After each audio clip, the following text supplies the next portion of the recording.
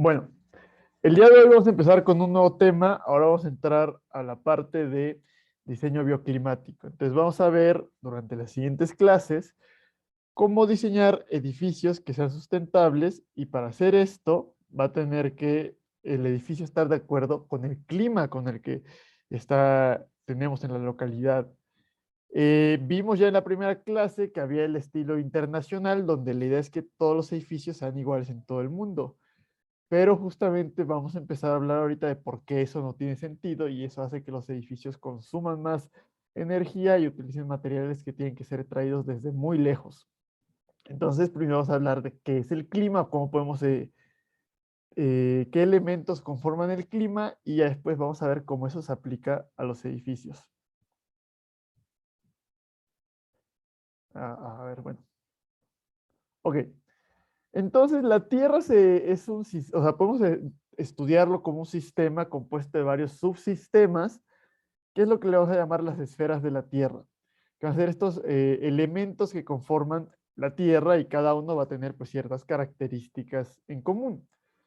Eh, Están los elementos que tenemos, por ejemplo, aquí, la hidrosfera, que es todo lo que tiene que ver con el agua, el ciclo del agua, la atmósfera, que es el aire, la biosfera, que somos todos los seres vivos, pero también está la geósfera, que tiene que ver con el ciclo de las rocas que ustedes estudiaron en geología, cómo se van convirtiendo las rocas en sedimentarias, metamórficas, ígneas, etcétera.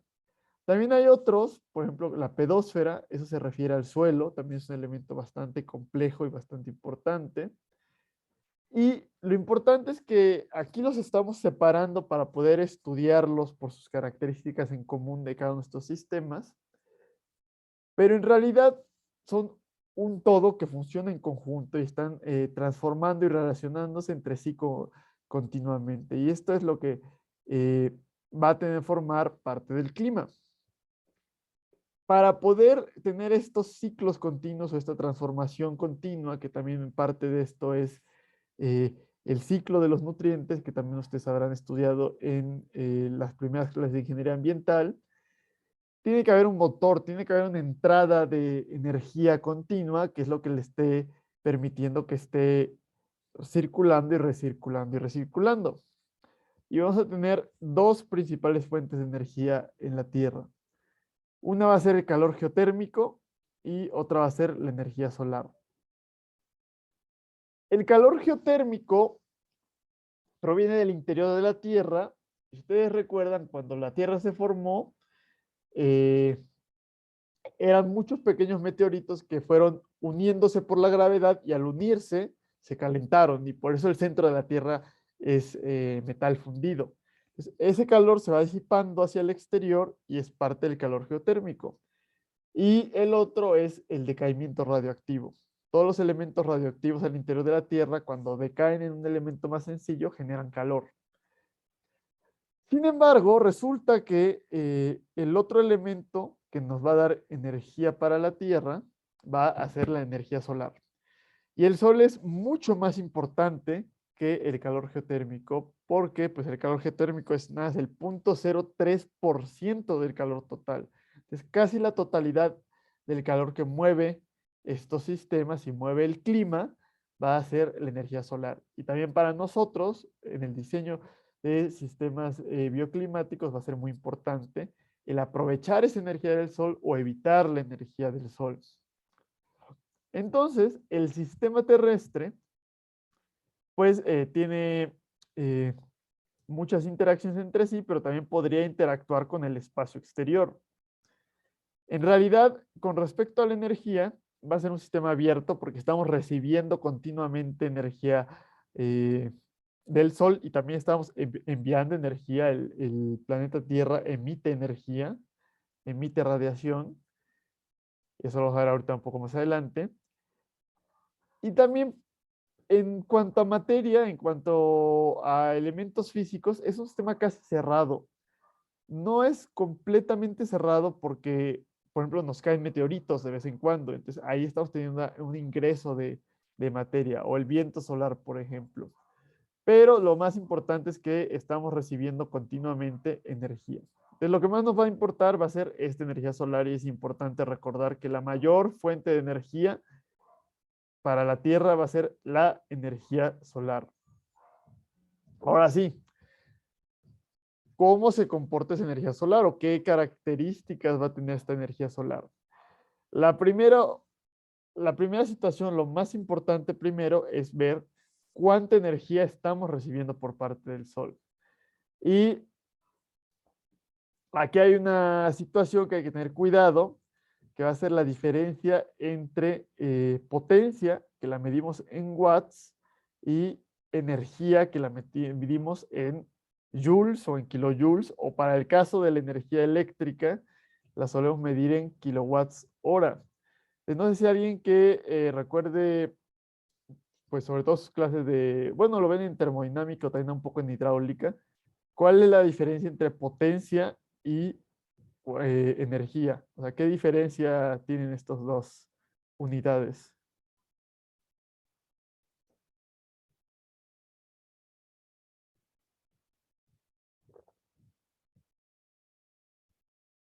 Pues que la potencia está referida a un tiempo en específico, o sea, la energía que se puede eh, transmitir en un cierto tiempo. Más o menos, sí. Sí, la relación entre estas dos unidades es el tiempo.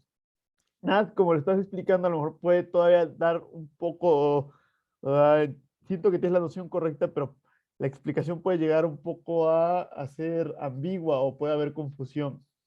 Entonces, lo importante es que, gracias Diego, lo importante es que la potencia es instantáneo y la energía es a lo largo del tiempo. Entonces, la energía, pues es a lo largo de un día, de 2 días, de una hora, mientras que la potencia es cuánta energía se está liberando de manera puntual. Entonces, como las relaciones de tiempo, pues la energía en kilojoules, pues es la integral de la potencia, o pues simplemente la potencia es la derivada con respecto al tiempo de la energía. Simplemente watts, la unidad de watts es igual a joules entre segundo. Y ahí está la relación. Es fácil confundirlas, pero hay que tener cuidado que uno es instantáneo y otro es a lo largo de un periodo de tiempo. Eh, entonces, hay algo que se llama la constante solar, que es cuánta energía estamos recibiendo del Sol. Y pues se le define con esta G mayúscula y SC de Solar Constant. Eh, Esta constante solar pues son 1360 watts por cada metro cuadrado, es decir, cada metro cuadrado de la Tierra está recibiendo continuamente y de manera instantánea cada segundo 1360 watts. Por ejemplo, un microondas tiene una potencia como de 1000 watts. Entonces, es como si cada metro cuadrado pues tuviera un microondas prendido todo el tiempo. Entonces, si nosotros vemos cuánta energía recibimos en un día, pues simplemente sería multiplicar esta cantidad de watts por 24 horas y tendríamos cuántas watts hora está recibiendo la Tierra y también lo multiplicamos por la superficie terrestre y vamos a ver que es una cantidad gigantesca de energía. Esta cantidad, esta constante solar, es lo que llega en el tope de la atmósfera. Como todavía esta radiación tiene que atravesar toda la atmósfera, va a haber una pérdida de cierta cantidad de radiación que se va a dispersar por la nubosidad, ahorita vamos a ver por la estación también del año y por los contaminantes que haya, ¿no? Si vemos un día con contingencia ambiental, eh, hay menor radiación que un día sin contingencia ambiental debido a que bloquean en cierta cantidad esas partículas que tenemos suspendidas. Entonces, más o menos lo que llega a la superficie terrestre son 1000 watts por metro cuadrado. Entonces, cada metro cuadrado está recibiendo una potencia instantánea de 1000 watts. A veces se mide, o sea, si lo estamos viendo instantáneo, pues a veces lo llaman radiación y nos dan este número. O la insolación, les digo, es a lo largo de un día o a lo largo de un año, cuánto fue esto. Entonces simplemente hay que multiplicar por el tiempo y cuidar las unidades. A lo mejor si están tomando energías renovables, pues le van a explicar un poquito con más detalle de dónde viene esto y las condiciones estándar, etcétera, ¿no? Pero ahorita nos importa saber que pues es una cantidad importante y que se distribuye en en todo el planeta. Y que van a haber tres tipos de radiaciones, es decir, que la radiación total, que la definimos con una I, eh, va a ser la suma de estos tres tipos de radiaciones. Entonces, aquí tenemos una imagen que nos explica los tipos de radiación que tenemos. Y bueno, estos son los paneles solares, ¿no? Pero en nuestro caso nos va a interesar más bien cómo llega la radiación a un edificio, aunque es exactamente lo mismo que con unos paneles solares, por eso les puse esta imagen. Entonces, si nosotros tenemos un día en el que se puede ver el sol, pero también hay unas cuantas nubes, vamos a notar claramente los primeros dos tipos de radiación. Si yo volteo a ver hacia el sol, voy a ver los rayos directos del sol que están incidiendo sobre mi edificio. Y eso se llama la radiación directa. Y como hay un rayo que yo puedo trazar una línea recta y ver hacia dónde cae, pues esta radiación directa tiene una dirección definida. Yo puedo definirla con un vector. Va a haber otro tipo de radiación que va a ser la radiación difusa, que son los rayos directos del sol que pegan en las nubes y se retransmiten, pero ya de manera desorganizada. Ya no va a haber forma de definir un vector que dirija esa radiación. Si ustedes piensan en un día totalmente nublado, no es como que las nubes bloqueen todos los rayos del sol y sea de noche, aunque sea de día, ¿no? Siempre va a haber cierta cantidad de luz, pero no hay forma de decir de dónde viene esa luz. Hay veces que uno no puede saber ni siquiera dónde se encuentra el sol si está muy nublado, pero hay luz. El asunto es que esa radiación difusa proviene de toda la bóveda celeste, pero ya no puedo definir yo un vector de dónde está viniendo exactamente. Entonces, esa radiación que nos van a transmitir las nubes se va a llamar radiación difusa. Y va a haber un último un último tipo de radiación que va a ser la radiación reflejada, o también tiene un nombre, se llama a veces albedo, y este albedo va a ser bastante importante, este término, que se refiere a la radiación que está siendo reflejada. Y pues claro, o sea, cualquier rayo de luz que está incidiendo en una superficie va a rebotar o va a reflejarse y va a llegar hacia nosotros. Si ustedes han ido a la playa o han ido a un lugar donde haya nieve, es muy fuerte esa radiación reflejada porque pues justamente esa superficie es muy blanca y entre más blanca es una superficie, más refleja. Vamos a hablar también de eso en un par de clases más adelante. Entonces puede ser muy importante este componente de la radiación reflejada. De hecho, si ustedes van a una montaña donde hay nieve, es importante que usen lentes oscuros porque incluso pueden llegar a tener algo que se llama ceguera temporal por la intensidad de esta radiación reflejada. O igual, aunque vayan a la playa y esté totalmente nublado, van a quemarse porque aunque no haya radiación directa, sigue habiendo radiación difusa y la radiación reflejada pues puede tener un componente importante. Entonces, como ven, la principal diferencia es que la radiación directa tiene un vector definido, mientras que la radiación difusa y la reflejada pues no tienen un vector definido y vienen de todos los lados de la atmósfera. Esta diferencia es bastante importante y vamos a trabajar con ella más adelante. Entonces, lo primero es saber que de estos 1000 watts por metro cuadrado, pues se van a repartir en estos tipos de radiación y que ese porcentaje de cada tipo de radiación va a variar de acuerdo a las condiciones que tengamos, de acuerdo a qué tan nublado esté, de acuerdo a las características de la superficie, etcétera. Ahora, no sé si alguien me puede decir por qué creen, o sea, si todos los lados del planeta reciben radiación solar, no hay ningún lugar donde no peguen los rayos del sol, porque algunos lugares bueno, más bien, más que por qué en diferentes lugares de la Tierra, porque no es constante esa cantidad de radiación solar a lo largo de todo el año. O, no, bueno, ya les dije la respuesta. A ver, mejor ahorita al rato les pregunto otra cosa. Sí, lo que les iba a preguntar es por qué se forman las estaciones.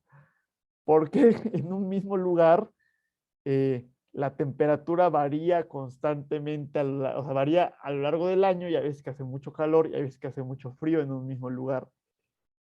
Y bueno, la respuesta es porque la radiación no es constante a lo largo de todo el año. Eh, es decir, estos 1000 watts por metro cuadrado es un promedio a lo largo de todo el planeta.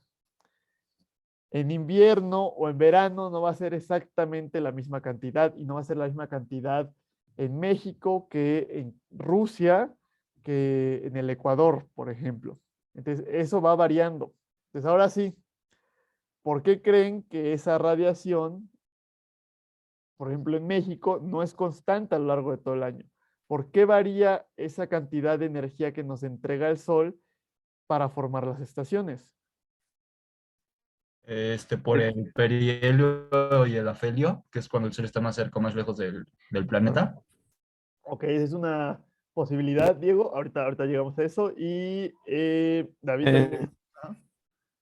sería más bien, bueno, más bien sería más preciso la trayectoria de la órbita terrestre. Ok, ¿qué tiene que, o sea, y la trayectoria de la órbita terrestre, qué importancia o qué influencia tiene? Bueno, no siempre, bueno, con respecto al Sol, no siempre está a la misma distancia ni la misma elevación. Eh, ondu- eh, Hay momentos donde el Sol llega más radiación al hemisferio sur y hay momentos donde llega más radiación al hemisferio norte. Ok, Por sí. eso Ajá. tiene diferentes estaciones del año en cada hemisferio. Ok, gracias, David. Sí, de hecho es justamente eso último que mencionaste. Lo otro que los dos mencionaron, que tiene que ver justamente con que déjame ver, lo debo tener. Ah, aquí está. Bueno, aquí vemos cómo es la órbita del Sol y esta imagen pues nos la está poniendo como si fuera un círculo, pero las órbitas de los planetas no son círculos, realmente son elipses. Y como el Sol no se encuentra en el centro de la elipse, sino que se encuentra en uno de los focos, va a haber un momento en el que la Tierra se encuentra en su punto más cercano al Sol y hay otro punto donde se encuentra más lejos del Sol. Es decir, la distancia de la Tierra con respecto al Sol no es constante. Y eso es a lo que se refiere el perihelio y el afelio, que son los puntos más cercanos y más lejanos de esa distancia entre el Sol y la Tierra. Sin embargo, lo más curioso, o sea, uno podría pensar que, pues sí, cuando estamos más cerca del Sol recibimos mayor radiación y cuando estamos más lejos recibimos menos radiación. Pero resulta que el punto, o sea, la Tierra se encuentra más cerca del Sol en el hemisferio, pero en el invierno del hemisferio norte. Uno pensaría que cuando nos encontramos más cerca debería hacer más calor. No tiene mucha importancia ese elemento porque resulta que sí, la órbita del planeta Tierra es una elipse, pero es casi un círculo. O sea, la excentricidad que tiene esa elipse es muy, muy poca. Si nos vamos a otros planetas como Plutón, bueno, que ya no es un planeta, ¿no? Pero si pensamos en Plutón, ahí sí la órbita es una elipse muy, muy alargada, pero para la Tierra es casi un círculo perfecto. Entonces, la diferencia entre el punto más cercano y el punto más lejano es muy, muy, muy pequeñita. Realmente hay otro elemento que va a tener más importancia y nos lo dijo David muy claramente, que primero nos damos cuenta que cuando es verano en el hemisferio norte, en el hemisferio sur es invierno y viceversa, se van alternando las estaciones, entonces tiene que haber algo que genera ese cambio entre las estaciones. Y justamente es esto que le vamos a llamar la declinación solar. Entonces, hay algo que se va a llamar, y viene aquí más adelante, es la eclíptica, que va a ser ese plano de la órbita. Entonces la órbita, pues como es una elipse, pues es como si estuviera en una hoja plana, ¿no? Y si ustedes agarran la Tierra como si fuera un trompo, resulta que no está a 90 grados con ese plano, sino que está un poquito inclinada. Y es lo que podemos ver aquí. Está un poco inclinada y esa inclinación, que va a ser de 23.45 grados, es lo que se llama la declinación solar. Entonces, si nos fijamos muy bien en esta imagen, vamos a ver que eso significa que hay como que un hemisferio que está viendo más directamente hacia el sol en una época del año. Como que en esta parte el hemisferio norte está viendo más directamente al sol y por eso es verano aquí, y el hemisferio sur como que está más inclinado y por eso va a ser invierno en esta parte. Y cuando llegamos a esta otra zona, el hemisferio sur está viendo más directamente hacia el sol, mientras que el hemisferio norte está viendo más de manera más indirecta, con mayor inclinación. Y eso es lo que hace la variación en las estaciones a lo largo del año. Entonces, ese es el principal motor de las estaciones del año, la declinación solar. Ya explicándolo un poco más formalmente que lo que les dije ahorita de que si veía directa o indirectamente, podemos ver este esquema cuando vemos en el verano, el ángulo que forman los rayos del sol en esta parte pues es casi de 90 grados, mientras que el ángulo que van a formar en esta parte pues es muy pequeño, ¿no? Es, no sé, 20 grados. Y en el momento opuesto de la órbita se invierte. Aquí tenemos casi 90 grados y aquí tenemos 20 grados, más o menos, ¿no? Y va a haber un momento en el que es igual para ambos, que va a ser cuando es primavera en un lado y es otoño en el otro lado, que son los equinoccios. Y bueno, resulta que el ángulo con el que está incidiendo los rayos del sol va a significar qué tan intensos los vamos a estar sintiendo en esta parte. Y eso lo podemos ver en esta imagen. Si los rayos del sol están incidiendo a 90 grados, pues esta energía, que son watts, se va a repartir en el área, que son metros cuadrados, esta misma cantidad de energía en una sola unidad de área. Mientras que conforme nos vamos inclinando, esta superficie va incrementándose. Pues simplemente si hacemos la trigonometría para ver qué distancia tienen estos, qué distancia habría, por ejemplo, entre estos dos vectores que estamos pintando, ¿no? Entonces, como la misma cantidad de energía, porque el sol no se vuelve más potente a lo largo del año, se tiene que repartir en una mayor área si el ángulo que recibe esto es menor. Entonces, por ejemplo, de los 1300 watts por metro cuadrado que tenemos en el tope de la atmósfera, que es la constante solar, a lo mejor si tenemos 90 grados, pues me están llegando 1200. A lo mejor con estos 45 grados me llegan 1000 y con 30 grados me llegan 800 watts por metro cuadrado. Y obviamente el lugar que reciba mayor cantidad de energía va a tener mayor temperatura y el que reciba menor cantidad de energía va a tener menor temperatura. Entonces, de manera natural, el ecuador recibe más energía y por eso hace más calor en el ecuador, mientras que las zonas polares pues reciben menor energía por el ángulo que tienen. Entonces, eso explica el gradiente que en el ecuador hay climas más cálidos y en las zonas polares hay climas más fríos. Pero, como comentamos, también a lo largo del año va variando la temperatura. En verano hace más calor y en invierno hace más frío. Y tiene que ver justamente con esta declinación y cómo este ángulo de incidencia va variando con respecto a la época del año. A esto lo podemos ver, imagínense que ustedes están parados aquí y están viendo cómo se mueve el sol a lo largo del día y pues va a ser esta trayectoria, ¿no? Va a salir por el este y se va a poner por el oeste y va a viajar por el sur. Es importante que lo recuerden, que el sol sale por el este o por el oriente y que se pone en el oeste o en el poniente. Es poniente porque es por donde se pone el sol y que en el hemisferio norte el sol siempre viaja por el sur. Hay algunas excepciones que vamos a verlo eso más adelante. Todavía no vamos a entrar a esa parte. Y en el hemisferio sur se invierte, ¿no? El sol viaja por el norte. Entonces el sol sale, se eleva y va a tener un punto de elevación máxima, que es el mediodía, es cuando cuando más radiación hay, y después va a bajar. Entonces, si ustedes miden el ángulo que se forma, si hacen una recta aquí y miden el ángulo con respecto a esta línea, con respecto a la horizontal, pues van a encontrar este ángulo, ¿no? O el ángulo que tenemos aquí, o acá, ¿no?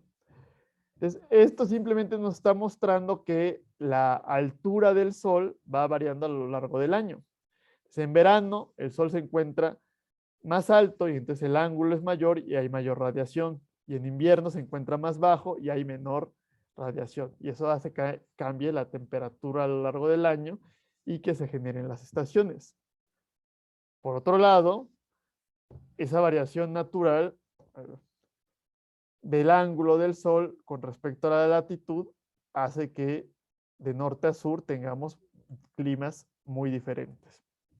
No sé si tengan alguna duda de más o menos cómo se comporta este movimiento del Sol y cómo genera las estaciones y esa variación a lo largo de la latitud del clima en el planeta Tierra.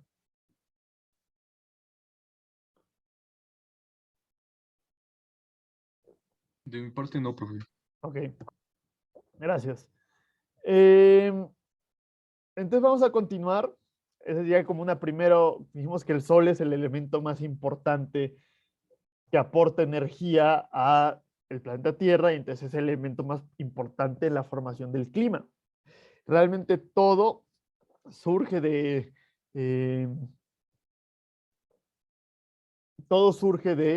este comportamiento que va a tener el Sol y ahorita vamos a hablar un poquito de las implicaciones que eso tiene. Entonces, lo primero va a ser el efecto invernadero. Entonces, ¿cómo funciona el efecto invernadero? Lo vamos a ver ahorita de manera muy simplificado y ahorita más adelante lo vamos a ver de una forma un poquito más compleja, cuando tengamos un poco más de herramientas para poderlo explicar.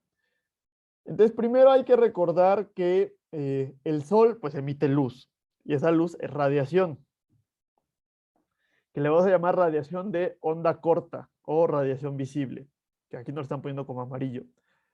Pero vamos a ver también más adelante que todos los objetos emiten radiación, que no se puede ver, pero es radiación térmica.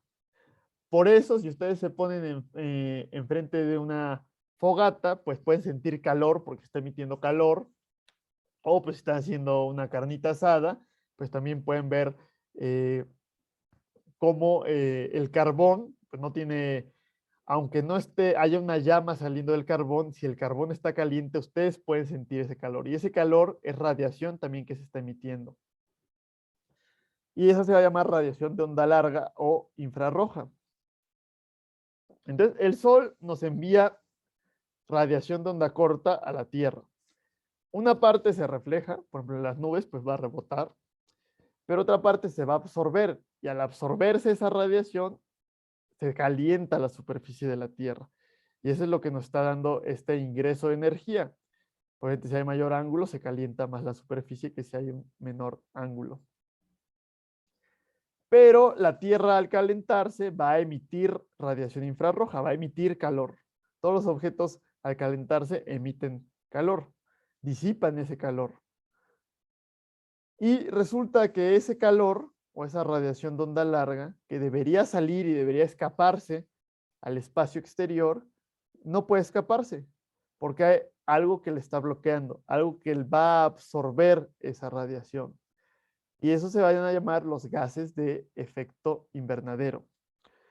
El principal va a ser el CO2. Entonces, otra vez, el CO2 lo que hace es que absorbe calor que está emitiendo la Tierra y evita que se escape de regreso esa energía que nos entregó el Sol. Eso incrementa la temperatura que va a tener la atmósfera. Y es bastante importante y es bastante natural, porque si no existiera ese efecto invernadero, la temperatura que tendría la superficie de la Tierra sería de menos 20 grados y todos estaríamos muertos. Entonces, es importante que exista ese efecto invernadero. Podemos ver que en el planeta Marte no existe el efecto invernadero y por eso pues no hay vida en Marte. En el planeta Tierra sí existe el efecto invernadero y por eso pues sí hay vida. Entonces, es un proceso natural y que normalmente existe un balance entre la cantidad de energía que está entrando del Sol, la cantidad de gases de efecto invernadero y la cantidad de calor que están atrapando en la atmósfera. Hay un balance natural que aumenta un poco la temperatura de la atmósfera y permite que haya agua líquida. Es muy importante ese efecto invernadero. Esa es una de las consecuencias de la radiación solar. Otra consecuencia de la radiación solar va a ser el ciclo hidrológico, que bueno, aquí lo voy a hablar muy brevemente porque ya lo habrán visto varias veces, ¿no? Y sobre todo en la clase de hidrología. Pero entonces, el ciclo del agua existe principalmente gracias al Sol. Si no existiera el Sol, pues no existiría ese motor del ciclo del agua. Entonces podemos pensar que el Sol calienta la superficie del mar o la superficie de los lagos, de los ríos, y eso hace que se evapore parte de esa agua, y esa agua sube, se enfría, se condensa, precipita, y bueno, escurre y regresa, ¿no? Y otra vez el Sol vuelve a levantar esa agua para que se evapore y empiece a recircular, ¿no? Entonces, todo es gracias al Sol y el Sol nos permite que este ciclo hidrológico pues, es fundamental para nuestra supervivencia. Otra consecuencia, y que es algo que estudiamos menos ya los ingenieros civiles, pero también va a ser importante, va a ser la circulación de la atmósfera. Entonces, la atmósfera es un gas, es aire, pero no es un gas que está estático, no es un fluido que está estático, sino que es un fluido que se encuentra en movimiento continuamente. Y eso lo experimentamos diariamente. El aire en movimiento le llamamos viento, y hay viento en todo el planeta. Resulta que ese viento es una consecuencia natural de esto, o de esto. Aquí hay un mayor ángulo, entonces hay mayor calentamiento, y aquí hay un menor ángulo y hay menor calentamiento. Entonces aquí calor y frío. Y si hay mayor temperatura y menor temperatura aquí, hay una diferencia de energía. Y las diferencias de energía en los fluidos generan movimiento. Lo que va a querer la Tierra es eliminar esa diferencia de temperatura, y entonces lo que va a hacer es que el aire caliente se va a mover hacia esta zona y después se va a enfriar el aire y va a regresar. Y lo mismo va a pasar con el océano. El océano se va a calentar en esta parte y se va a mover hacia el norte para entregar un poco de energía a esta parte. Entonces, eso es lo que forma el viento de manera natural. Se calienta aquí y podemos ver que se mueve hacia el norte y después al enfriarse regresa. Y eso genera un sistema de vientos que es bastante complejo, que lo que está logrando es transportar masa, está moviendo moléculas de aire de aquí hacia acá y de regreso, y moléculas de agua de aquí hacia acá y de regreso, pero también y sobre todo está transportando energía en forma de calor. Pero pues cuando el aire esté moviéndose, va a chocar contra las montañas, contra otros elementos del continente, y eso va a modificar. Entonces, pues aquí podemos ver este esquema de vientos, pues que se generarían si no hubieran continentes. Vemos como aquí el viento iría del este hacia el oeste en esta parte, en México, pero no quiere decir que pues todo el viento en todo México vaya a venir desde el este, porque va a estar modificando esa orografía, esas montañas, cómo se mueve el viento, y a lo mejor ya en cierto lugar el viento llega del norte, en otro lugar llega del sur y en otro lugar llega del oeste. Entonces hay un patrón general en todo el planeta, pero de manera local puede cambiar considerablemente. Y más adelante, cuando hablemos de ventilación, vamos a ver cómo nosotros mismos podemos cambiar esa dirección del viento y jugar con ella a nuestro favor.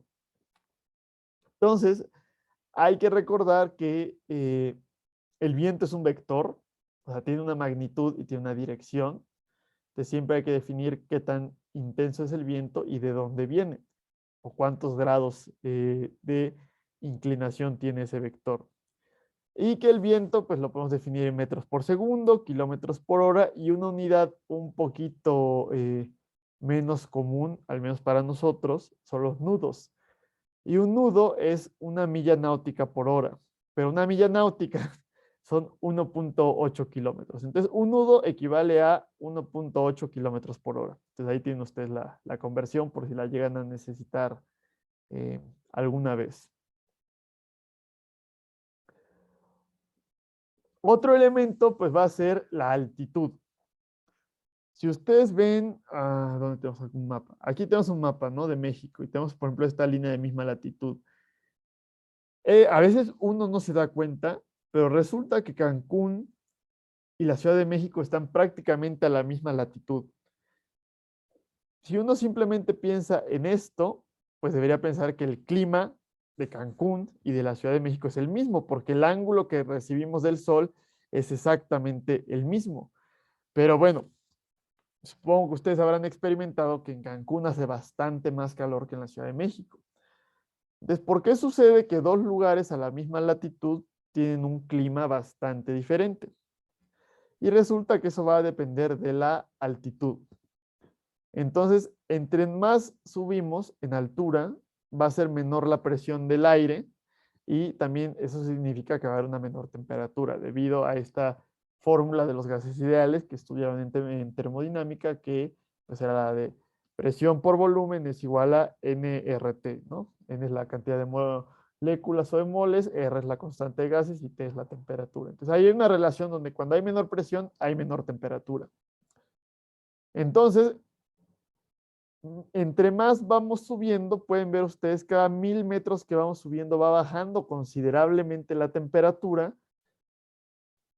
y eso hace que cambie el clima importantemente. Entonces, eso lo podemos definir de acuerdo con lo que se llaman pisos térmicos, que va a ser una clasificación de acuerdo con la altitud, que es válida en América, en el continente americano, y sobre todo es muy evidente pues en esta zona intertropical, que es esta región. Más al norte, pues ya hace más frío, ¿no? Entonces no es tan importante esa altitud como aquí, que les digo que nos puede dar esa diferencia entre Cancún o entre Acapulco y la Ciudad de México. Y todavía si ustedes dentro de la misma Ciudad de México se mueven un poco, pueden notar fuertemente esa diferencia. No es lo mismo vivir en el centro de la ciudad que vivir en el Ajusco.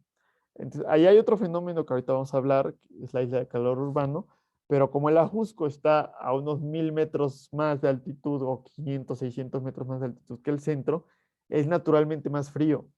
Y si alguna vez han ido a Mecameca, es todavía más frío. Y si han llegado a ir a Paso de Cortés, pues hace bastante más frío y tiene que ver con esta situación.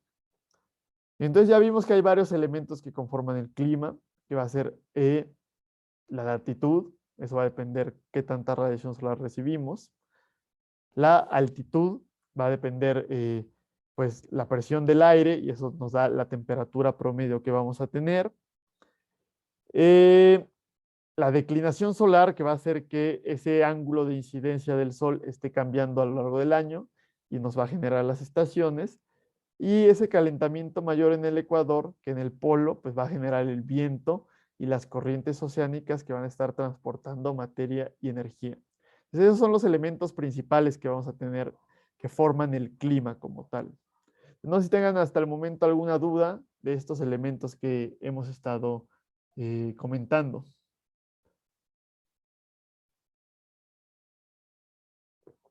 Y si no, vamos a continuar. Todo bien. Ok, gracias, gracias. Antes de continuar, quisiera preguntarles qué consideran, o sea, supongo que habrán escuchado la palabra clima y la palabra tiempo o tiempo atmosférico, ¿no? Entonces, no sé si sepan ustedes cuál es la diferencia entre clima y tiempo atmosférico.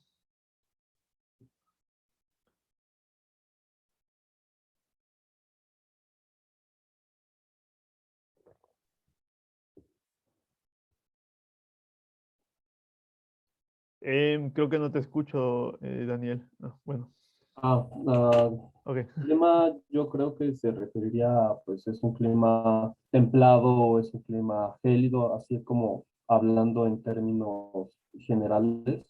Y el tiempo atmosférico sería la temperatura a la que estamos sintiendo en el momento pues, la atmósfera. Ok, exactamente, Daniel. Muchas gracias. Tienes toda la razón. Clima es, a ver, el clima es el promedio y el tiempo es lo que está pasando justamente ahorita. Es el tiempo atmosférico, es algo que va a ser muy puntual en tiempo y espacio. Tengo que decir, bueno, aquí en esta parte de la Ciudad de México, a tal hora, eh, pues tenemos esta cierto tiempo, ¿no? Cierto estado del tiempo atmosférico. Que es como decir, bueno, hoy está lloviendo, o decir, hoy está haciendo calor. Mientras que el clima va a ser el promedio de este tiempo atmosférico a lo largo de 30 años. Es decir, no siempre va a llover, no siempre va a hacer calor. Entonces hay que ver cómo es en promedio un lugar. Y como es un promedio de 30 años, pues no va a cambiar el clima de un año a otro. Tienen que pasar varias décadas para que vaya cambiando el clima, pero sí puede cambiar, que es lo que está sucediendo con el cambio climático. Y vamos a hablar ahorita un poquito más adelante. Entonces, cuando habláramos, por ejemplo, de la precipitación, en vez de decir hoy está lloviendo, para el clima deberíamos decir este lugar es muy lluvioso o este lugar es muy seco. A lo mejor es muy lluvioso, pero hoy no está lloviendo. Y eso no le quita que sea muy lluvioso. Ujú. Lo mismo de, a lo mejor aquí en la Ciudad de México, eh, no sé, en mayo hace mucho calor, pero hubo el 20 de mayo del 2021 que hizo bastante frío. Pero el que haya hecho ese día frío es que el estado del tiempo ese día fue frío, pero el clima, es decir, en promedio, va a hacer calor. Es importante separar eso porque eh, hablando de manera cotidiana solemos cometer ese error. Solemos preguntar cómo va a estar el clima hoy. Ujú. Lo más correcto sería es cómo está el tiempo hoy. Nada más que a veces pues el tiempo suena un poco raro porque se confunde con la hora, ¿no? Porque tiempo, en este caso de meteorología, es la palabra o el término completo es el tiempo atmosférico. Entonces es importante recordar eso, que el tiempo es algo puntual que está sucediendo ahorita y el clima es un promedio a lo largo de 30 años. Y para definir tanto clima como tiempo atmosférico, hay que utilizar cierta cantidad de variables. Es decir, si yo digo hago calor, ¿cómo sé que hace calor? Para decir que hace calor, tengo que decir cuál es la temperatura. Como si digo que está lloviendo, pues ¿qué tanto llovió? ¿Llovió mucho? ¿Llovió poco? Entonces tengo que decir cuántos milímetros de precipitación hubo. Entonces vamos a entrar ahorita a ver pues justamente esas variables que definen tanto el tiempo atmosférico como el clima. Y bueno, la primera es la temperatura. Aquí hay un detalle muy importante. Hay que tener cuidado que cuando hablamos de la temperatura estamos hablando de la temperatura del aire. No estamos hablando de la temperatura de la superficie. Si ustedes a lo mejor en un día muy soleado tocan el pavimento puede estar a 50 grados, 50 y tantos grados. Pero la Ciudad de México nunca ha estado a 55 grados, a 50 grados. Eso solamente pasa en el muy al norte de México, en el extremo noroeste de México. En la Ciudad de México no estamos a esa temperatura. A lo mejor en ese día muy caluroso podríamos estar a 35 grados, a 32 grados. Pero pues la superficie, que puede estar más caliente, es otra situación. Ujú. Y justamente entre esa diferencia entre temperatura del aire y temperatura de la superficie, pues va a ser importante más adelante para los edificios. Pero de momento hay que tener en cuenta que cuando hablamos de a cuántos grados estamos el día de hoy, estamos hablando de la temperatura del aire. Y cuando uno lee un termómetro de manera normal y en un día dado me dicen cuál es la temperatura, cuál fue la máxima, cuál fue la mínima y la media, pues simplemente es un promedio, ¿no? Eso le vamos a llamar temperatura de bulbo seco, porque se opone con algo que es la temperatura de bulbo húmedo. Desde las estaciones meteorológicas tiene un termómetro normal y también va a haber otro termómetro que le van a poner un paño húmedo y van a medir la temperatura. Y resulta que la temperatura con ese paño húmedo, por lo general o casi siempre, va a ser menor que la temperatura de bulbo seco. De hecho, no puede ser mayor que la temperatura de bulbo seco. Y esa temperatura de bulbo húmedo es una forma de medir la humedad relativa. O sea, como está húmedo el paño, pues va a tener que ver con cuánta humedad hay en el aire. Como vamos a ver más adelante, cuando el agua se evapora, enfría la superficie en la que está. Entonces, por eso, pues siempre va a ser más fría la temperatura de bulbo húmedo que la temperatura de bulbo seco. Y qué tanto se está enfriando, pues nos va a decir qué tanta humedad hay en el aire. Entonces, también, a veces, muchas veces cuando nos dicen qué tan húmedo está un lugar, nos hablan de la humedad relativa. Pero, por ejemplo, en otros países es más común hablar en términos de la temperatura de bulbo húmedo. Hay otro elemento también, entonces esas son como las temperaturas normales, ¿no? La temperatura de bulbo húmedo y la temperatura de bulbo seco. Hay otra cosa que se va a llamar la sensación térmica, que supongo que ustedes lo habrán sentido cuando están caminando por la calle y a lo mejor se sienten cómodos por la temperatura, pero de pronto hay una ráfaga de viento y empiezan a sentir frío, porque el frío hace que sintamos que la temperatura es menor. A lo mejor la temperatura no varió, la temperatura del aire, pero nosotros sentimos una temperatura menor. Y eso se va a deber a que estamos perdiendo mayor calor por convección. Vamos a estudiar la convección en unas cuantas clases. Pero cuando hay viento y hace frío, sentimos todavía más frío debido a esa pérdida de calor por convección.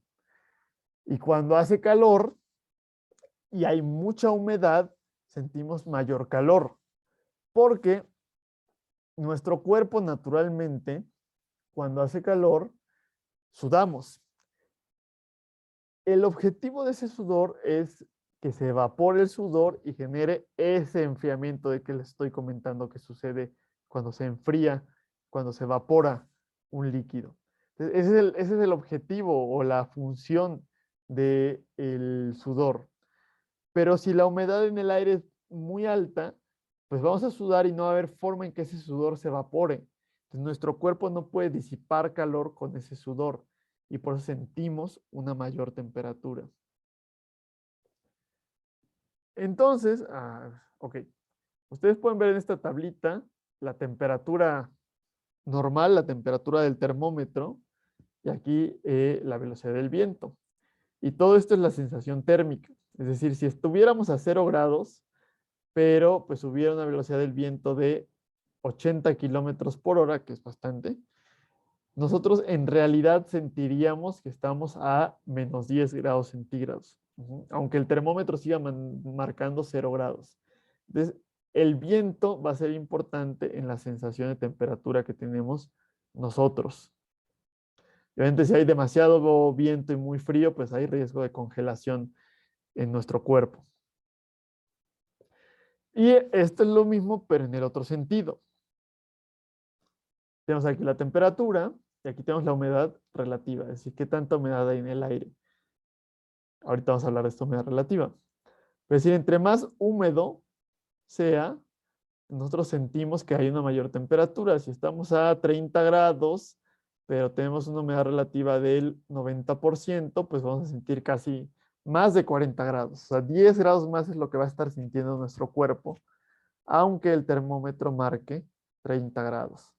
Entonces, es riesgoso que haya mucho calor y mucha humedad, porque podemos tener golpes de calor. Y es lo mismo, es riesgoso que haya bajas temperaturas y mucho viento, porque puede haber problemas por frío extremo. No tengan alguna duda acerca de estas, de los tipos de temperatura y pues de estos elementos de sensación térmica.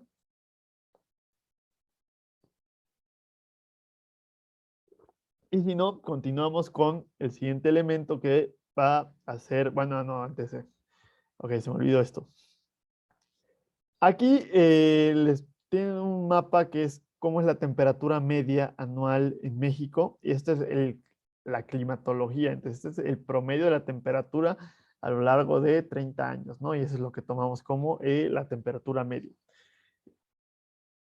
Vemos que el centro del país pues no es tan cálido y que pues Yucatán pues es bastante más caluroso, y no se diga de pues la parte de la costa de Michoacán y de Guerrero, toda esta parte de la costa del Pacífico, ¿no? Y si ustedes han ido a la playa, podrán notar lo que hace bastante más calor que en la Ciudad de México. Y aunque estén prácticamente a la misma latitud, de hecho Cancún está más al norte, un poco más al norte que la Ciudad de México, aunque estén casi a la misma latitud, pero hay una diferencia considerable en la temperatura. Y eso nos da climas diferentes. Este tipo de imágenes puede ser un poco engañosas porque ustedes, si se van al norte, se van incluso, bueno, no sé, a Sonora o a Baja California, se dan cuenta la temperatura media es muy parecida a la Ciudad de México, pero pues quien haya ido a Mexicali, a Tecate, podrá decir que el clima definitivamente no es el mismo. Tampoco en Monterrey. Lo que pasa es que esto no está hablando de las temperaturas altas ni de las temperaturas bajas. Puede ser, a lo mejor si aquí tenemos, tenemos 30 y tenemos menos 10 grados, 30 grados por ejemplo, por eso podría ser, por ejemplo, no sé, en Durango, 30 grados en verano y menos 10 grados en invierno, pues tenemos una temperatura media de 10 grados. Y si en la Ciudad de México tenemos 15 grados en verano y 5 grados en invierno, tenemos la misma temperatura media, porque es el promedio del máximo y del mínimo. Pero pues estarán de acuerdo que es considerablemente diferente el tener 5 grados que tener menos 10 grados, o tener 15 grados que tener 30 grados. La temperatura media es importante, pero si tomamos otros factores, bueno, me faltó aquí la imagen. Ahorita si no la saco en internet y se las muestro, se la mando por WhatsApp. Les iba a mostrar una imagen que tenía las temperaturas, los días con temperaturas mayores a 40 grados. Y obviamente aquí en el centro no hay ninguno, pero aquí en el norte pues hay muchos días con más de 40 grados. Y podemos notar entonces que el clima es diferente entre el norte del país y el centro del país. Por otro lado, vamos a tener la temperatura, la humedad. Entonces, el aire, que es una mezcla de gases, también puede tener vapor de agua. Es decir, el agua que está en el aire, por lo general, es en un estado gaseoso. Y el aire, como es una mezcla, puede tener una cierta cantidad de agua máxima. Si ustedes recuerdan sus clases de química, cuando les ponían en un vaso de precipitados con agua y le empezaban a echar sal y podían revolver la sal y la sal se diluía en el agua, y de pronto era un punto en el que empezaba a caer la sal sólida en el fondo porque habíamos saturado la mezcla. Entonces en el aire pasa lo mismo. Empezamos a agregar vapor de agua y ese vapor de agua está en estado gaseoso, y si agregamos demasiado se condensa, y eso es lo que conocemos como la precipitación. Entonces, podemos definir la humedad por varias unidades. Una va a ser la humedad absoluta, que la vamos a definir con una R, y son cuántos gramos de vapor de agua va a haber por cada kilogramo de aire.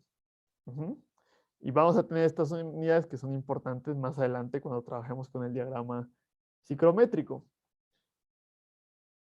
Por otro lado, y esto lo veo en sus clases de química, si tenemos un gas, por ejemplo, que esté a una atmósfera, que es la presión del aire que tenemos a nivel del mar, cada componente del gas, por ejemplo, el nitrógeno, el oxígeno, el CO2, tiene una fracción de esa presión total. Entonces, por ejemplo, el nitrógeno tiene 0.8 atmósferas, el oxígeno tiene 0.2 atmósferas. Entonces, dependiendo de qué tanto gas haya, va a tener un porcentaje del total de la presión.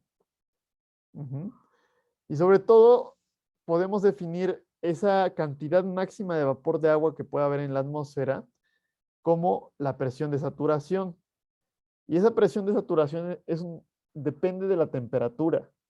Entonces, a mayor calor o mayor temperatura, la atmósfera puede guardar más vapor de agua.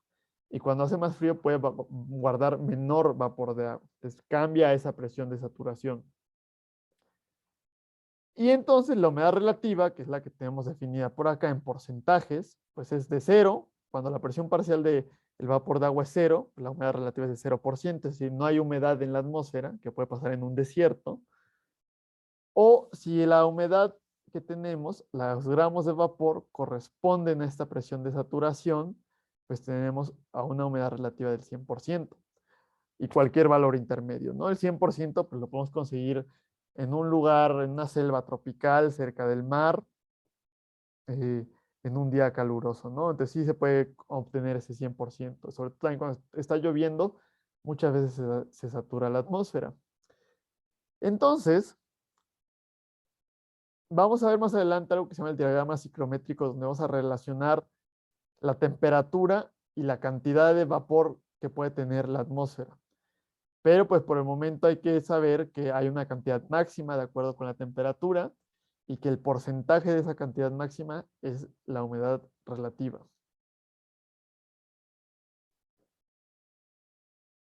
Ya mencionamos que cuando superamos esa cantidad de humedad, de vapor de agua, el agua se condensa y pasa de estar en estado gaseoso a estar en estado líquido. Y ese estado líquido son las nubes. Y cuando las nubes crecen demasiado, pues hay precipitación. Entonces la precipitación la podemos llamar también hidrometeoros, porque caen del cielo, y hay varios tipos. Si es líquido, es lluvia. Si es sólido, puede ser granizo o nieve, dependiendo de las condiciones meteorológicas. Si hay un punto intermedio que es agua-nieve, ¿no? La cantidad de precipitación, ya lo estudiaron ustedes en hidrología, se mide en cuántos milímetros caen. Realmente son cuántos milímetros por cada metro cuadrado. La nieve, como el agua en estado sólido tiene una densidad mucho menor, se mide en centímetros en vez de milímetros. Y bueno, hay muchos factores que generan la precipitación, ¿no? No tiene sentido que los estudiemos, no es el objetivo de ahorita, pero pues tiene que ver con cuánta radiación solar hay, la orografía, es decir, si hay montañas es más fácil que se formen nubes y haya precipitación.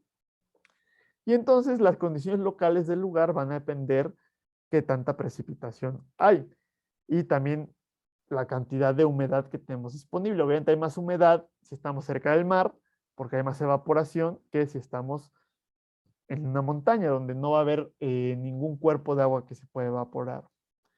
Y ya ahí estoy jugando con este término que va a ser la evapotranspiración. Entonces, todo el mar, los ríos, los lagos se están evaporando continuamente, el suelo que tiene humedad está perdiendo humedad y las plantas, como nosotros, también respiran y exhalan humedad y esa humedad se va a la atmósfera. Entonces, esa humedad que se va a la atmósfera forma nubes y precipita y vuelve a humedecer la tierra y vuelve a hacer que las plantas absorban humedad y las plantas vuelven a evapotranspirar y regresan la humedad. Entonces, es parte de ese ciclo del agua. Y qué tan rápido se evapora el agua depende de la temperatura. A mayor temperatura hay mayor evaporación. Entonces, hay un balance de humedad que va a determinar el clima de la localidad y va a tener que ver con ese balance entre qué tanto precipita y la temperatura. Y eso va a depender de qué tan árido o qué tan húmedo es. Si tenemos un desierto o si tenemos una selva tropical. Entonces, no sé si tengan alguna duda. Bueno, antes vamos a ver esto, ¿no? Y ahorita, si tienen alguna duda, me preguntan. O bueno, si tienen también alguna duda en cualquier momento, me pueden interrumpir sin ningún problema, ¿eh? Si vemos, esto lo saqué de la página de Conagua, del Servicio Meteorológico Nacional, y nos está hablando de la precipitación. Es un poco desafortunada la selección de colores.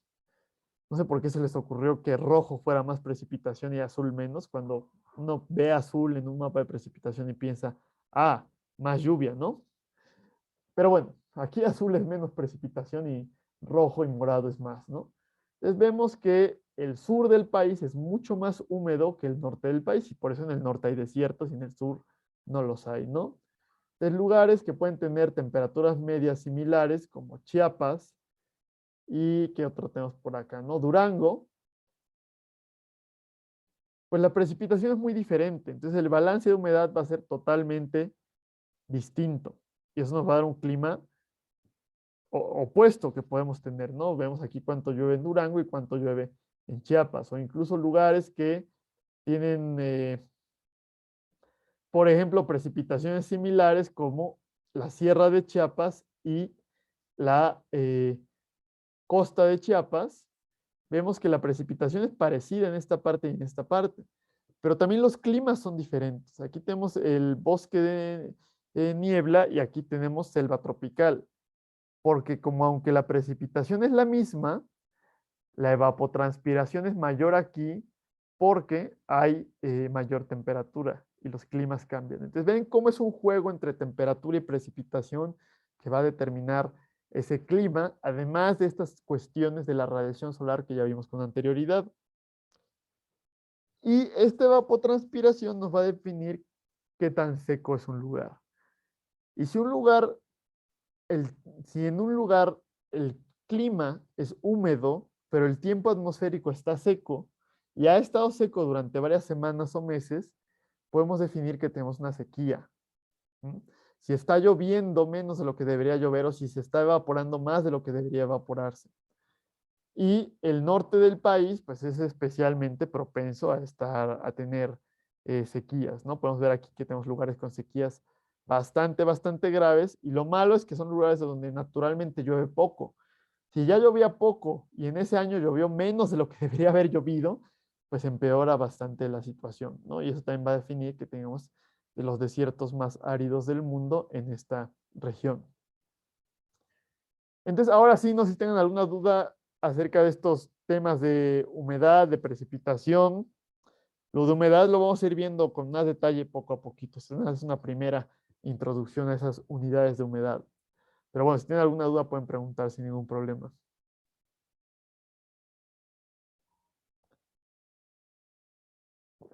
Bueno, si no, vamos a continuar.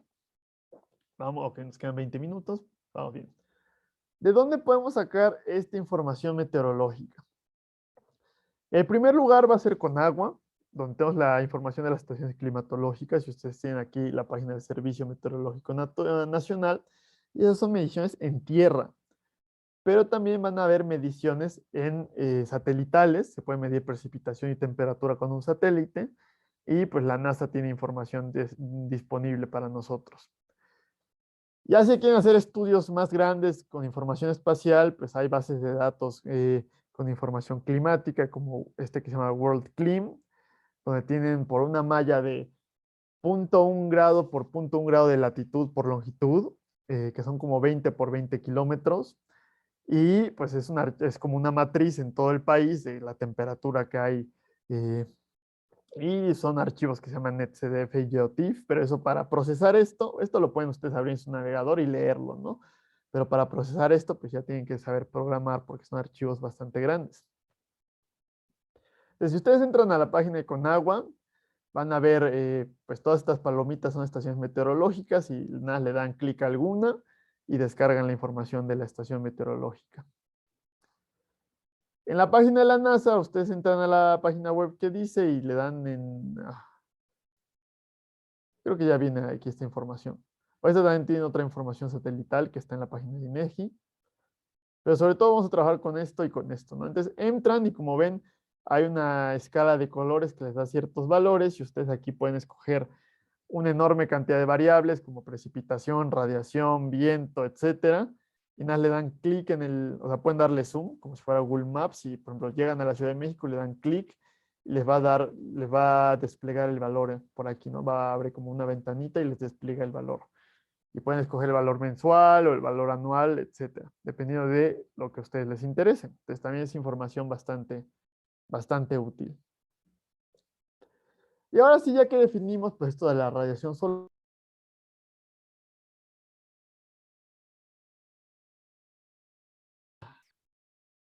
bueno, una disculpa, se me fue ahí por ahí el internet, pero ya estamos aquí de regreso. Entonces déjenme comparto otra vez la pantalla. ¿Ya pueden ver ahí la pantalla? Ya. Sí, ya. Ok, creo que seguimos grabando. Eh, bueno, espero que no sea... ¿Sí alcanzaron a ver lo que dije de esta parte? ¿O se trabó antes?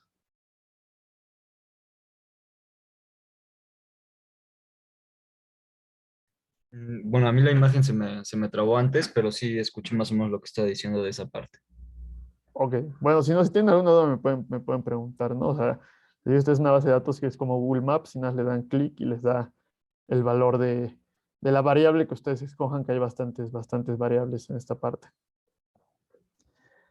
Ahora sí, hablando ya, si queremos clasificar los diferentes tipos de clima, pues hay que clasificarlos en términos de su temperatura y su precipitación, qué tan caliente y qué tan lluvioso es, ¿no? O sea, hay muchos sistemas de clasificación climática, pero el sistema más común y el más útil, más fácil de utilizar, va a ser el Köppen-Geiger. Y este va a tener tres letras. La primera va a indicar el tipo de clima basado en temperatura, bueno, el tipo de clima, le va a dar estos nombres: tropical, seco, templado, de inviernos muy fríos o polar. Y las otras dos letras minúsculas, pues son de qué tanto llueve y qué tan caliente es cada uno de estos climas, ¿no? Pero bueno, no se interesa irnos tan a detalle de estas dos letras minúsculas, nos interesan pues la primera letra que nos define el clima. Y sobre todo es importante saber qué tipos de climas hay en México. México es muy grande y tenemos gran diversidad de climas, pero no hay climas polares en México. O sea, no hay osos polares ni pingüinos en nuestro país por una razón. Que sobre todo tenemos el clima A, B y C. Entonces recuerden esto, que vamos a tener clima tropical, clima seco y clima templado.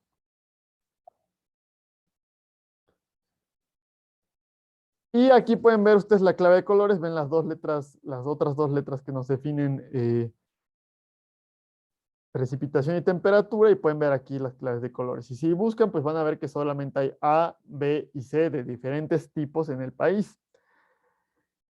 Esto es importante ponerlo así esto es como la unión de esos mapas que les puse de precipitación y temperatura. Y es importante verlo así porque no solamente no podemos tener el mismo tipo de edificios que Estados Unidos o que Canadá, sino que además no podemos tener el mismo tipo de edificios en Tijuana, que en Los Cabos, que en Yucatán, que en la Ciudad de México, que en Nuevo León, que en Jalisco, porque son climas considerablemente diferentes. Entonces, hay que trabajar y hacer edificios y hacer construcciones que estén de acuerdo con las características climáticas de cada lugar. Y nuestro país tiene una diversidad bastante amplia. Si se fueran ustedes a Canadá, pues hay como 3 climas diferentes, ¿no? Y aquí hay como 10 o 15 climas diferentes. Y vamos a tener que trabajar con eso y ver qué hacemos si hace calor, qué hacemos si hace frío, qué hacemos si llueve mucho, si llueve poco, etcétera. Y eso lo vamos a ir viendo en las siguientes clases. Ahora, por otro lado, eh, ya comentamos brevemente que el clima puede ir cambiando, pero va cambiando a lo largo de las décadas. Y en la actualidad está cambiando el clima, porque ese efecto invernadero que dijimos que era natural y que tenía un balance delicado que hacía que fuera más alta la temperatura, los humanos lo sacamos de balance, porque estamos emitiendo gases de efecto invernadero a la atmósfera que no se emitían antes. Estamos quemando combustibles fósiles y estamos emitiendo CO2, metano, etcétera. Y como nadie había emitido ese metano antes, está habiendo una acumulación de gases de efecto invernadero, y como hay más gases de efecto invernadero, atrapan más calor y sube la temperatura. Y ya en la actualidad, y desde hace varios años, desde hace varias décadas, sabemos que somos nosotros. No hay ninguna duda de que somos los humanos los que estamos causando este incremento en las temperaturas. El mar actúa como un amortiguador, porque el mar absorbe una enorme cantidad de CO2 y también la mayor parte del calor extra que le estamos agregando a la Tierra lo está absorbiendo el océano, pero aún así no es suficiente y se está calentando el aire de la atmósfera. Aquí se me pasó y puse esto 2 veces, ¿no? ¿Qué consecuencias está teniendo este incremento de temperatura? Pues primero que va a aumentar el nivel del mar, entonces todas las ciudades que estén en la costa pues tienen bastante riesgo de acabar bajo agua y eso pues puede ser bastante grave porque hay mucha gente en nuestro país que vive en la costa. Los huracanes van a ser más intensos y si ya nos pegaban muchos huracanes y cada vez son más fuertes, pues es problemático. Desertificación, tenemos muchas zonas aquí en el centro del país que pues no eran desiertos, pero eran lugares áridos y se pueden llegar a convertir en desiertos como el norte. Más incendios, que es algo que sufren más los estadounidenses, pero también nosotros vamos a tener más y más problemas con incendios. Los pocos bosques que tenemos se van a acabar más por la tala y más por los incendios. Y en general, ya no le llamamos calentamiento global porque algunos lugares donde hacía frío va a ser más frío. Es decir, esos inviernos extremadamente fríos que han tenido en Estados Unidos y Canadá en los últimos años son consecuencia del cambio climático, porque estamos sacando de ese balance que hay. En promedio, todo el planeta se va a calentar, pero algunos lugares se van a enfriar, otros se van a calentar, algunos lugares va a llover más y otros lugares va a llover menos. Entonces va a ser un desastre porque todo se está saliendo de control. Y la causa, como ven, pues es la cantidad de CO2 que estamos emitiendo. Y específicamente nos volvimos locos y empezamos a emitir mucho más después de la Segunda Guerra Mundial. Y si vemos cómo van las temperaturas medias del planeta, esto es igual de mediados del siglo XIX a la fecha, y a la mitad, en 1950, pues de pronto nos empezamos a disparar y empiezan a haber temperaturas mucho mayores de las que habían vivido nuestros padres y nuestros abuelos cuando eran jóvenes. Y eso está cambiando los climas que estamos teniendo. Eso lo que está generando, bueno, no sabemos todavía con certeza qué tan grave va a ser la situación. También mucho depende de pues, qué tan vivos nos pongamos y qué tanto nos importe. En la actualidad, en general, el mundo nos importa mucho y en México nos importa menos que en el promedio del resto de los países. Casi no nos importa en México. Pero si la situación, si nos vamos haciendo exactamente lo mismo que estamos haciendo ahorita, para 2100 vamos a tener incrementos de hasta 4 grados, que no nos parece mucho decir de 18 a 22 grados, pero en el promedio del clima vemos que la diferencia entre la Ciudad de México y esta otra parte, pues nada, son como de 5, bueno, aquí son como 6 grados, ¿no? Entonces, podríamos cambiar del clima de la Ciudad de México al clima de Yucatán con aumentar 4 grados. Esa es la gravedad que tenemos con ese incremento de temperatura. Podemos tener una pérdida fuerte de precipitación, sobre todo en el norte del país. Podemos hacer que aumente la sequía, sobre todo en las partes más pobres del país. Perder prácticamente la totalidad de los manglares y arrecifes. 250.000 de personas expuestas a inundaciones constantes. Migrantes climáticos internos, 3.5 millones, que van a llevar a asentamientos informales en las ciudades, como hablamos con esta idea del push and pull de los asentamientos irregulares, y perder más del 7% del PIB. O sea, más o menos otra pandemia, ¿no? Pero lo más grave es que podríamos perder casi la totalidad de las áreas cultivables. No tendríamos dónde crecer alimentos, tendríamos que estar importando todo de lugares de países que se vean menos afectados. Entonces, si esto no nos parece grave, si nos parece correcto el seguir haciendo lo que estamos haciendo hoy por hoy, y si no nos preocupa esto, pues creo que no hay nada que nos pueda preocupar, ¿no? Entonces, hacia esto nos estamos dirigiendo con lo que estamos haciendo en la actualidad, con lo que hemos estado haciendo hasta la fecha. Pues no sé si tengan algunas dudas acerca de esto del cambio climático, antes de entrar ya a la última parte de la clase de hoy. Y si no, bueno, vamos a entrar a ver qué es. Ya hablamos del clima, estamos hablando del clima de grandes regiones, pues estos son varios estados de la República comparten un mismo clima, pero también podemos hablar del mesoclima, que ya podemos hablar un poco más como en escala de municipios, que es de un lugar en particular, porque a lo mejor ese lugar puede tener un bosque o puede estar junto a un lago. El lago no es del tamaño de un estado completo. Entonces, esos lugares particulares van a modificar un poco la temperatura y la precipitación o la cantidad de radiación que recibimos y pues eso va a cambiar el clima que tenemos. Entonces, si ustedes ven este mapa y logran ubicar la Ciudad de México, pues van a ver que está como en este color verde, ¿no? Como en este CW. Pero resulta que no toda la Ciudad de México tiene el mismo clima. Ya lo dijimos, si ustedes van a Texcoco y van a la Jusco, no es la misma temperatura ni llueve lo mismo. Pues más o menos aquí ustedes tienen las cantidades y promedios, pero es más claro verlo con un mapa como esto, ¿no? Tenemos aquí las líneas de precipitación o isoyetas, como se llaman. Vemos que tenemos 600 milímetros de precipitación en el nororiente de la Ciudad de México y en el surponiente tenemos más de 1500 milímetros al año, ¿no? Entonces, si nos vamos a la precipitación, 1500 es más o menos pues como partes de Tabasco. Bueno, no tan, sí, como el sur de Campeche, como Campeche, ¿no? Como Ciudad del Carmen, mientras que 600 es como, por ejemplo, hay partes de Sonora que tienen 600 milímetros de precipitación. Y Sonora y Campeche son bastante diferentes. Entonces, dentro de la misma Ciudad de México tenemos esa variación de precipitación y esa variación de temperatura. Es más cálido aquí y más frío acá. Entonces, también no son las mismas condiciones que vamos a tener, no podemos hacer las mismas construcciones en esta parte de la ciudad que en esta otra parte de la ciudad. Y por eso si hago un edificio sustentable aquí y lo paso a esta parte, a lo mejor ya no es sustentable al tenerlo aquí y aquí tiene un consumo muy alto de energía.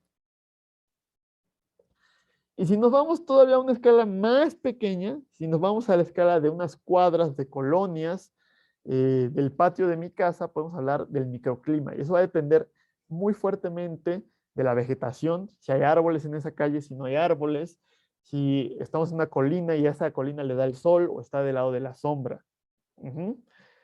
Y las propias ciudades, nosotros los humanos hemos creado nuestros propios microclimas, que son los microclimas urbanos. Entonces, tenemos aquí la isla urbana de calor, donde tenemos que en el centro de la ciudad suele hacer bastante más calor que en la parte rural. Y bueno, eso depende o es debido a la plancha de asfalto. Como el asfalto es más oscuro que la vegetación, absorbe más calor y eso hace que sea más caliente el lugar. Dijimos que era importante esa radiación reflejada o que se absorbía. Pero también, como hay menor vegetación, hay menor evapotranspiración, entonces puede bajar la precipitación en una ciudad. Y vamos a ver más adelante que también disminuye la infiltración, entonces aquí hay afectaciones a los acuíferos.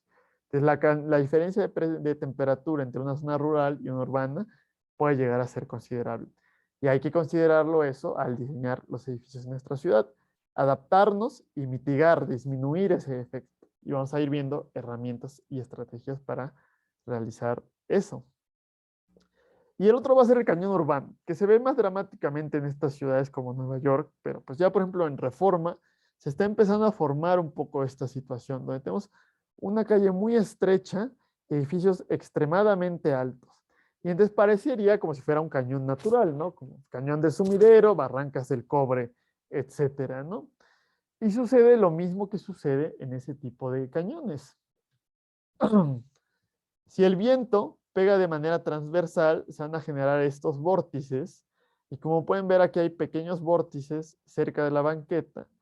Y lo que van a hacer es que van a atrapar los contaminantes a nivel de superficie. Y entonces todos los peatones pues van a estar aspirando, van a estar respirando todos estos contaminantes en vez de que los contaminantes salieran a una mayor altura donde ya no los podamos respirar nosotros. Entonces aumenta la contaminación a nivel de piso, donde están las personas. Aquí está otro, ¿no? Si el viento pega de manera paralela, se va a canalizar como si fuera una tubería, entonces va a aumentar muchísimo la velocidad del viento y puede llegar a ser bastante incómodo o a disminuir esa sensación térmica, como ya comentamos que lo podía hacer el viento.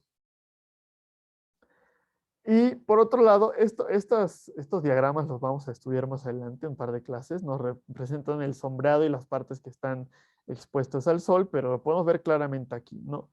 Si la calle es ancha con respecto a los edificios, pues la mayor parte de la calle recibe rayos del sol. Pero si la calle es muy estrecha con respecto a la altura de los edificios, toda la calle va a estar todo el tiempo en la sombra. Entonces va a ser bastante frío aquí y estas ventanas van a ser bastante calientes. Lo podemos ver aquí en esta simulación energética, donde lo azul son bajas temperaturas, mientras que los rojos son muy altas temperaturas. En este edificio va a ser mucho frío y en este va a ser mucho calor. Es más, en este piso va a ser mucho calor y en este otro piso va a ser mucho frío. Y no se diga de la banqueta, donde va a ser bastante frío. Entonces, no va a ser las mismas condiciones que hay que diseñar para esta parte de abajo, que para esta parte de abajo, que para este lado de la banqueta, que para este otro lado de la banqueta. No va a ser sustentable el edificio que yo diseñé para este lado de la banqueta si lo pongo del otro lado de la banqueta.